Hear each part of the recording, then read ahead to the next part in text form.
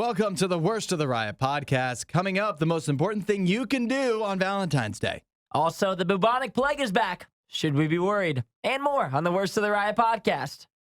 You won't hear a show like this anywhere else. And that's probably for the best. The Worst of the Riot. Radio U. Our guy, Tyler, Big Country, talking about this yesterday. Did you see in Oregon that they've had the first documented case of the bubonic plague since 2015? The Black Death, they call it.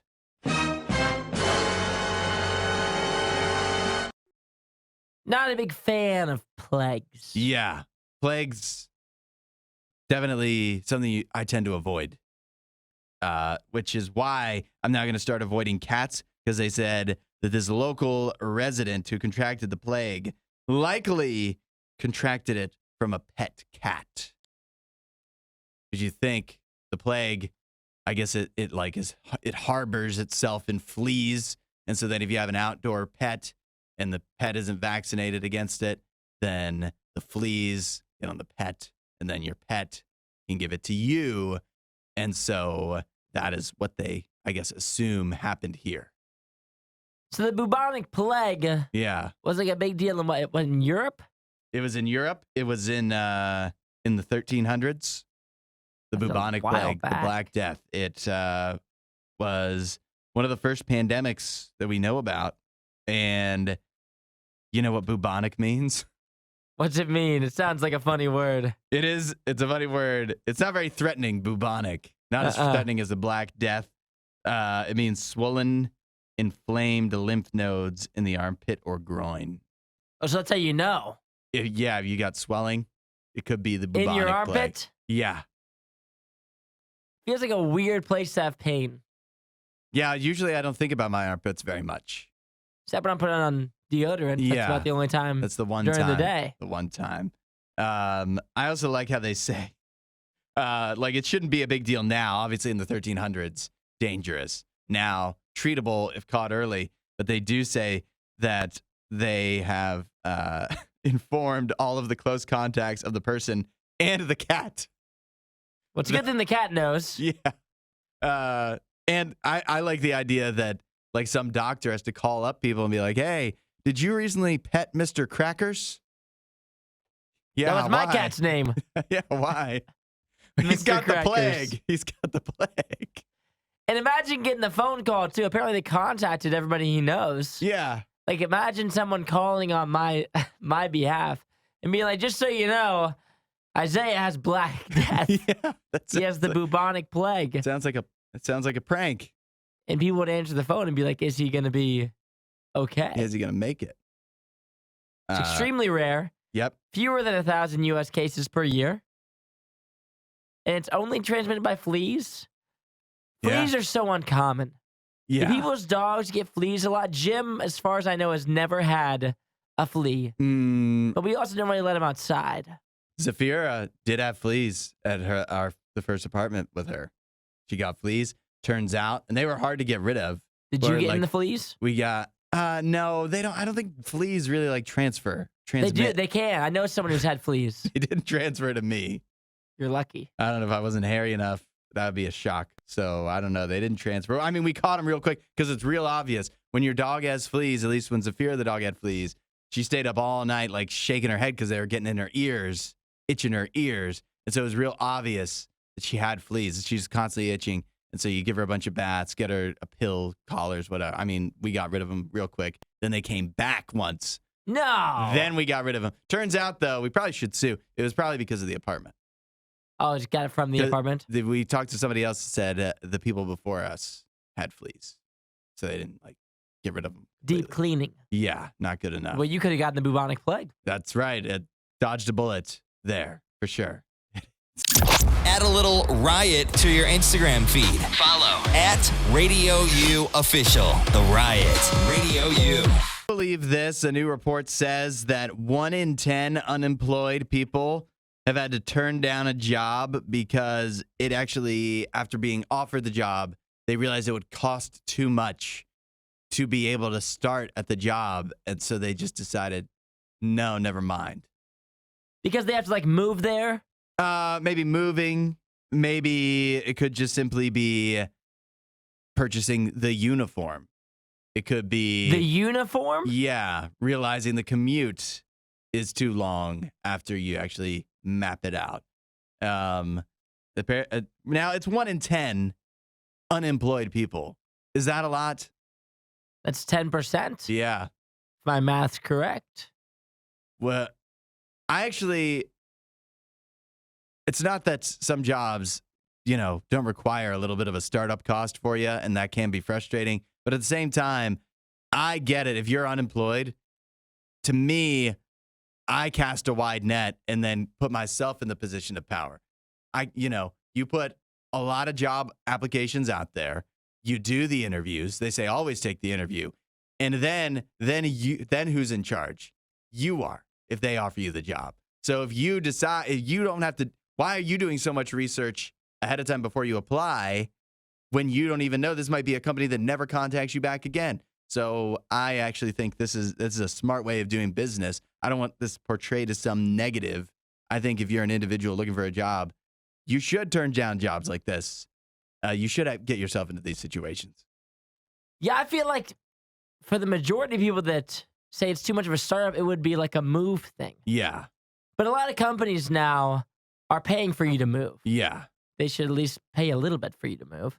But for it to be like the commute part, I feel as if too people are less likely to make a big commute now to work as well, just because so many people are working remote. Yeah.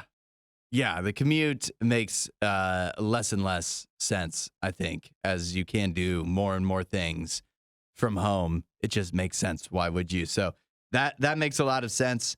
So, I mean, I honestly, I'm kind of surprised these numbers aren't higher.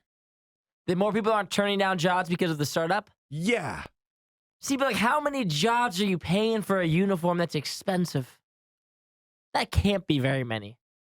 Like, what uniform is costing you more than like $100?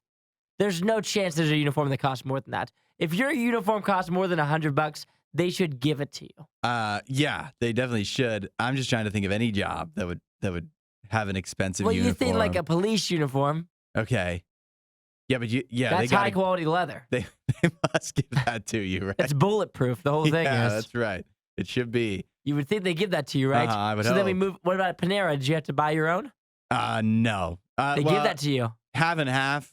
You have to wear, at least when I worked, you had to wear a collared shirt, no jeans. I think they've got backtracked on the jeans. I think you can wear jeans now. No, well, that's a shame. As long as you can wear a collared shirt. And then so, you put like a black. I assume you had like a. Yeah. Then they give you the aprons. The apron. But you can't just be running through those things. You don't get a new apron every day. You got to take that home and clean that. You have one apron. And that was a problem with some people, that they wouldn't clean. Was that you? No, I was good with the aprons. You wash it every night, huh? I was I gave it a good washing. So. Yeah, for me, there's not many jobs where uniform is going to be what's really killing you. It feels like a stretch. I'm sure there's something we're not thinking of, but I don't think that's the top reason. Fire department. Those hats aren't cheap. Yeah. And I don't even know where you would go to purchase one of those. No, I don't know either. An oxygen tank? Nobody does it better. The Riot Radio U. For Valentine's Day, what is the most important part of Valentine's Day? What is the most universally accepted ways to show somebody that you love them on Valentine's Day? I have a list right here. If you're ready for it. Oh, I'm ready. The number one most important thing, it looks like, according to this survey, dessert. I couldn't agree more. The ideal Valentine's date, according to this survey, starts with either flowers or a gift. Then you guys go out to dinner. The dinner must include dessert. And then ends with some kind of alone time or at least a goodnight kiss. You don't end Valentine's Day without a kiss. You got to score a kiss. Yeah. You're going on a date on Valentine's Day. If you don't get a kiss, it's over. You're locked in. Yeah. You got to lock that in. But dessert seems to be what sets, because, I mean, that could be any date. Dessert seems to be what sets Valentine's Day apart. because I think for a lot of people, for me, I never, ever, ever get dessert at a restaurant. But Valentine's Day may be different. I think that you're building the date around dessert. You got to find the place with the best dessert. Way more important than anything else. And go from there. And if that means you're eating muffins for the meal, whatever, because they have a really good cheesecake also. Yeah, I think you build it around the dessert. Do you have dinner plans for this week for Angela? No, because Valentine's Day is on a Wednesday. It's a really awkward day to have a date night. Sounds like a bunch of excuses. Yeah. Sounds like a bunch of excuses. We're grown-ups, so you're not doing any. What does that even mean? we're not doing like a Valentine's Day outing Dinner? on Valentine's Day. Yeah, no, I'm not saying. I didn't say do you have dinner plans for tomorrow night. Yeah. I said do you have dinner plans for this week? Yeah, we'll go out to dinner. You go out to dinner this week. Okay, that's all I Yeah. asked. Yeah. You don't have to say because we're grown ups. But yeah, no, but it's like, it's her choice. It's a nice night. Oh, it's But- not about you. No, it's not about me. Of course, it's not. Yeah. Why would I want her to show me that she loves me? I don't need that. I'm a man. You got to show her. You got to Yeah, prove it to that's her. right. I have to prove it to her. And yes, I don't need anything in return. So you are going to see. I don't think that me and E are going out. You're not going out at all. No, we're not going out. She said that we can do a Valentine's Day thing at the house. We don't have to go out to dinner. Why'd she say? What are her motivations? I think she said something that she wanted to make something together, like Oh, make dinner yeah, together. That's more romantic. She knows that I really When like you're not married yet. She knows that I really like lasagna, Uh-huh. so we probably will make lasagna. That sounds fun. And that's more of it. And then we'll probably do it. We always do dessert though. Yeah. That's kind of our thing. Well, if you're So at that home, won't be new. dessert is fine. It's nothing. I mean, like it can be special, but it's like it's not like going out and getting dessert. No, going out and getting dessert's crazy, Yeah. except for on Valentine's Day. What's crazier, getting dessert or getting soda? Oh, when whoa. you're I out? don't know. Dessert's what? Because Yeah. dessert's going to be just as much as your entree, just Yeah. about at a lot of places. And you're already full. It's way over the top. Yeah. But I think it's always fantastic. But I think me and E are going to probably do something at home. We'll make a dessert. Make a special dessert because we do brownies and cookies like every weekend. That's like our fun. Yeah, right. Is making brownies on the weekends. So we'll do like a special dessert. So let me ask you this one last thing then. And maybe people can chime in with their thoughts on this too. 8772 Radio U. But what is, if you were limited to only getting one thing on Valentine's, for yourself, I mean, screw the other person. What one thing would you want? Is it the chocolates? Is it dessert out? Is it flowers? Like, what is the one thing that will make Valentine's Day for you? Coupon book? I know what mine is 100%. Mine's for sure the dessert. I just want dessert. That's all that I want. If you give me a lava cake from Domino's, yeah, that's about all I need to be pleased. I don't need a gift. I obviously don't really care for the flowers. Doesn't do much for me. Uh-huh. A special dinner doesn't even do anything for me. I just want the lava cakes from Domino's. And then that's a great Valentine's Day for me. That makes it special. The stories you love with the opinions you hate. The Riot Radio U. Well, it seems like so many traditions are going by the wayside. Long-held beliefs and things we've done for so many years going away. One that is not going anywhere, apparently, men paying for dates. A new survey of 552 college students found that men pay for dates in full 90% of the time. For the ladies, feeling good. Yeah. For the guys.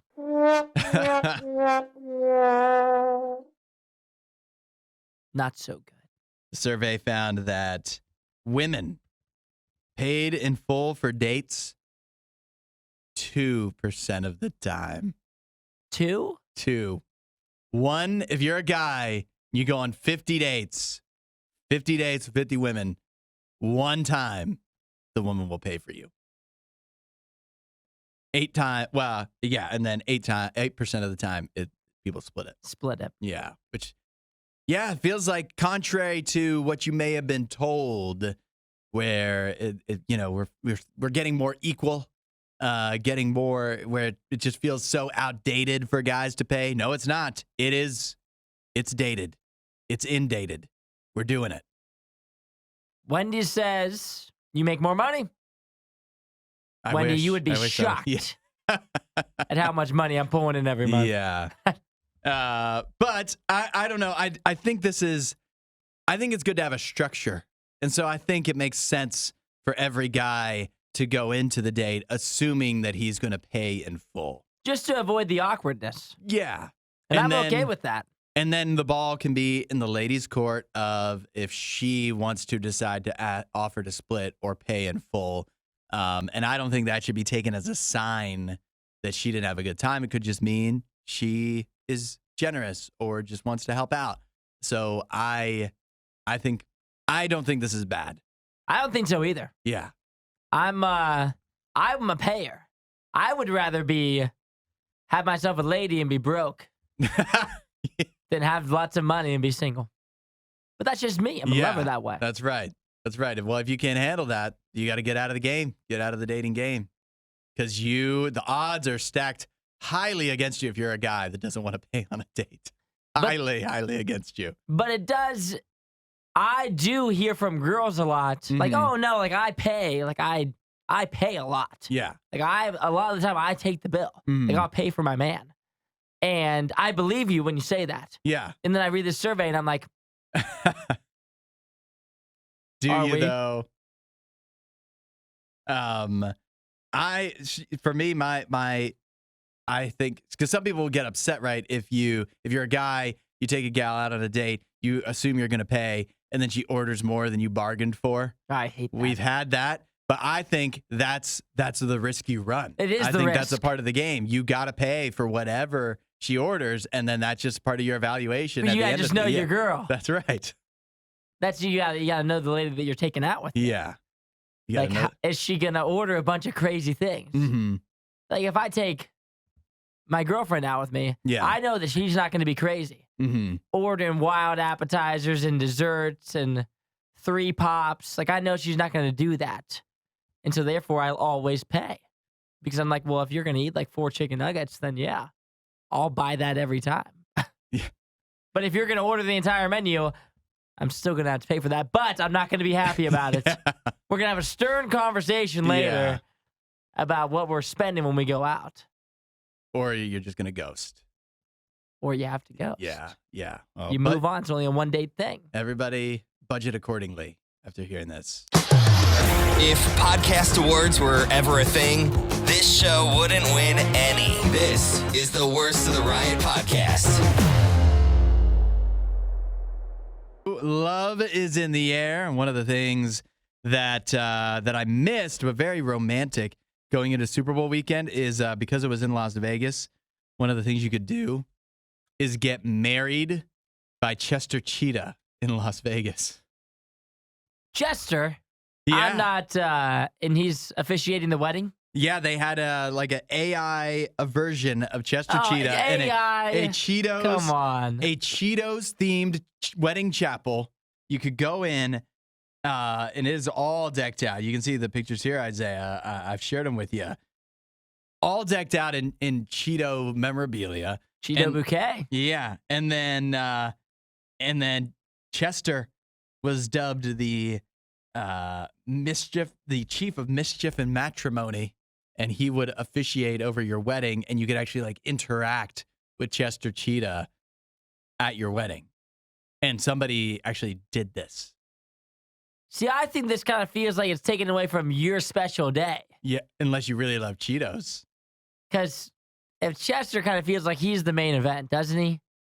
The AI, Chester Cheeto. Uh-huh. He feels like he's the star of the show rather than the bride and the groom. Yeah, I guess so. The first people that got married at this chapel were actually they both work for Frito-Lay's, and they met while working there. So Cheetos obviously a special part in their hearts. Big history clearly. It does make me wonder. Also, by the way, this wedding is not actually official because Chester Cheetah not ordained. So this is just for show. You could go do it. Oh, so it's not a real wedding. Not exactly. You're going to do this and get married. Not exactly, yeah. But it did make me wonder, did it get me to the question, if you and your gal, when you get married, if it was going to be sponsored and like all decked out by one brand that's like special to you guys, what would the brand be? That's a good question. I would want to pick something that could be served at the wedding. Yeah, that makes sense. But so I would pick like a restaurant. Yeah. Like if I wanted to be sponsored by, if I wanted my wedding to be sponsored, it could be like a Texas Roadhouse wedding. You could get married on the saddle. Well, I'm not fully investing into it. Well, then Texas Roadhouse isn't interested. You guys could maybe be the background. It could be kind of like a cattle ranch, like a country vibe. There's rolls. Why don't you get married? Just tons of rolls. Right in front of the little meat display where you can pick out your steaks. I ride in on. Or that could be like a symbolic Longhorn. thing that you and your fiance would do. You would go before, like some people, they built like sculptures and stuff, and it's like this symbolizes how you two will work together. And yours could be picking out a cut of steak. Just a cut of meat. Yeah. I'd like the prime rib, please. Much in the way the prime rib complements the mashed potatoes, so you will compliment your lover as you go forward in life. For me, I was trying to think of something that is special. That's special to you guys. Yeah, something that really means a lot. And so for me and my wife, what would it be if we had to go back in time and pick a sponsor for our wedding? I don't know. See, if my girlfriend was choosing, she would choose Cheez-Its, is what she would choose. Cheez-Its. They're like her number one food source somehow. That's why she's so tiny. She only eats Cheez-Its. She must be really pumped up about the new Taco Bell menu. Yeah. Now she eats Cheez-Its and Taco Bell. Yeah. I don't know what me and my wife would choose, actually, now that I think about it. What would be something special to us? The go-to. Oh, Coke Zero. You're sponsored by Coke Zero. Coke Everybody Zero, gets. yeah. If you're at Hudson's wedding, you get a Coke Zero right when you walk in the door. Thanks for watching the worst of the riot. Since you made it this far, you might as well like, subscribe, and check out riot.radiou.com for even more riot.